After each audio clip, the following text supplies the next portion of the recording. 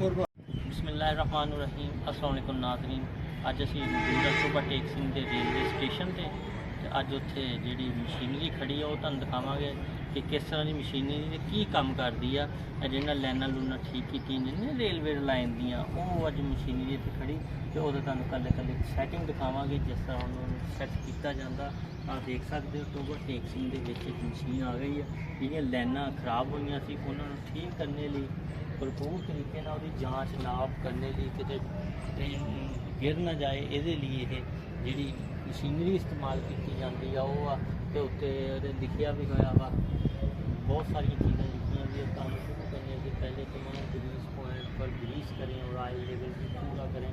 इस तरह मुख्तलिफ चीज़ा जी तुम देख सकते हो भरपूर तरीके के नाल ते असीं मौजूद हाँ टोबा टेक सिंह के स्टेशन से जिहड़ा साडा अपना शहर है टोबा टेक सिंह ते नाल टीकू पार्क भी वाक़ है। तो असीं कि अज तुहानूं मशीन दिखा दी जी मशीनरी साडे टोबा टेक सिंह दे विच आई है रेलवे दी लाइनां की जांच पड़ताल करने लई कि साडियां जिहड़ियां रेलवे दी लाइनां वा ठीक है कि नहीं।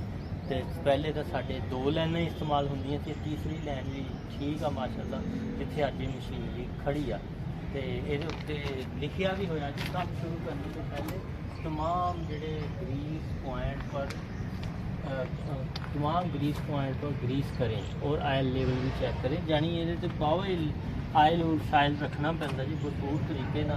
देखो जी बड़े बड़े लीवर जो लगे हैं तो होर भी जांचा पड़ताल लगियां हुई तो अज साडा मकसद भी तुहानूं ये दिखाइए मशीनरी कि किस तरह की मशीनरी होंगी जिहदे नाल रेलवे लाइन चैक होंदी है।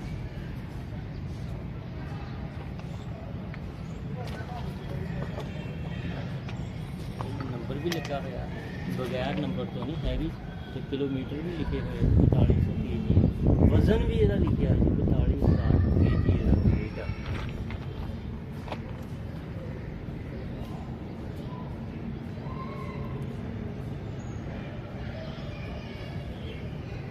डब्बा भी ये नाल एक रेलवे वाले ने दिता वा देख सकते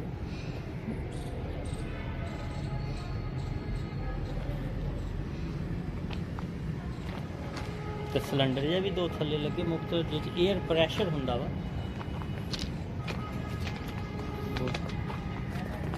तो असी दूरों यही समझते रहे कि कोई पुराने दौर का इंजन ही है पर इंजन नहीं है। असी तो समझा कोले वाला इंजन आ गया जो कोलों जाके मालूमात लईए तो सानू पता चलिया कि जी ये इंजन नहीं हैगा ये रेलवे लाइन ठीक करने वाली मशीनरी आई आ साडे शहर दे विच।